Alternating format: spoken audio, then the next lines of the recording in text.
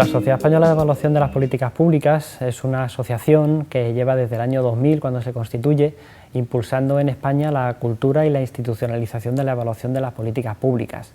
Fundamentalmente para este objetivo lo que hace es generar conocimiento e investigación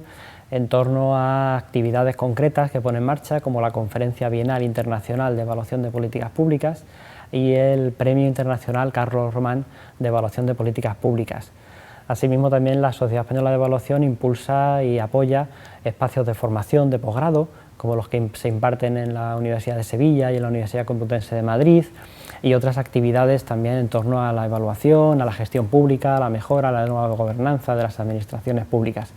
Y finalmente también tenemos un espacio muy importante de colaboraciones con numerosas redes de evaluación, como la Red Internacional o APROEVAL, y otras muchas entidades que también están apostando e impulsando la cultura de la evaluación en nuestro país.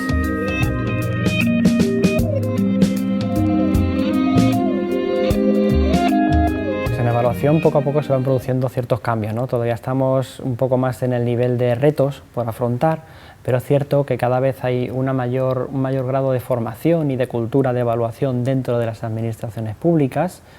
También es cierto que hay ciertos avances en materia de institucionalización. Fue punta de lanza en su día, en su momento, Navarra, en el año 2005, con la ley que puso en marcha, pero actualmente Andalucía, por ejemplo, está también desarrollando su propio marco normativo, Castilla y León está diseñando su propia agencia de evaluación autonómica, con lo cual se van viendo bastantes novedades en ese sentido. También a nivel de redes, nuevas redes que están surgiendo,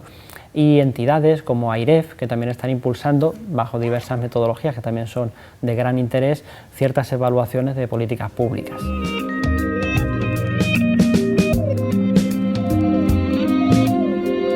Lo bueno de la evaluación es, y como ámbito dentro de las ciencias sociales, es la riqueza metodológica que tiene la evaluación, ¿no? Desde las perspectivas más experimentales y cuasi experimentales, que poco a poco se van desarrollando y se van llevando a cabo en nuestro país, que en ese sentido todavía tenemos también mucho recorrido por hacer, hasta las experiencias más cualitativas o más participativas, que también son de gran interés, pasando por los Spending Review de AIREF o otras muchas herramientas que se ponen en marcha en evaluación. Yo creo que lo importante al fin y al cabo es la conjugación de todas ellas y el poder hacer uso de todas ellas siempre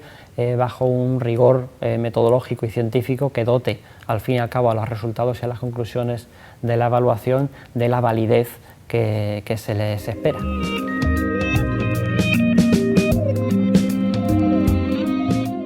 Pues ahora mismo son múltiples las políticas que se están evaluando, ¿no? Siempre a la evaluación ha estado más próxima, es cierto, al ámbito de las políticas sociales, política educativa, políticas de empleo, etcétera,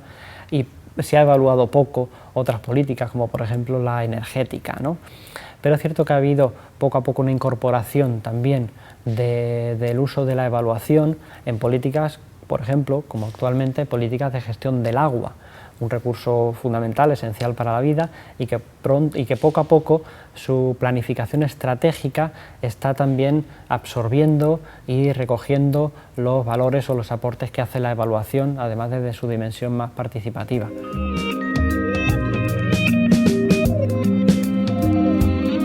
Yo creo que ahora mismo la evaluación debe lógicamente de incorporarse, de manera definitiva, incorporarse al quehacer diario de las administraciones públicas. Para ello su institucionalización es fundamental, que no dependa de la voluntad de los políticos, y para ello debe dotarse de los recursos suficientes y necesarios para poder realizar evaluaciones. Asimismo, es importante que se forme o que se amplíe la capacitación, no solamente para hacer evaluaciones, sino para diseñar y gestionar dichas evaluaciones, para que sean más efectivas y más eficientes, y también avanzar un poco, creo yo, también en el uso de los resultados de las evaluaciones y en la comunicación y difusión de los mismos. Son muchos ámbitos donde, sin ninguna duda, queda todavía mucho margen de mejora y de avance para que efectivamente la evaluación sea una herramienta mucho más efectiva y mucho más capaz de cambiar o de transformar la realidad, que es lo que se le presupone.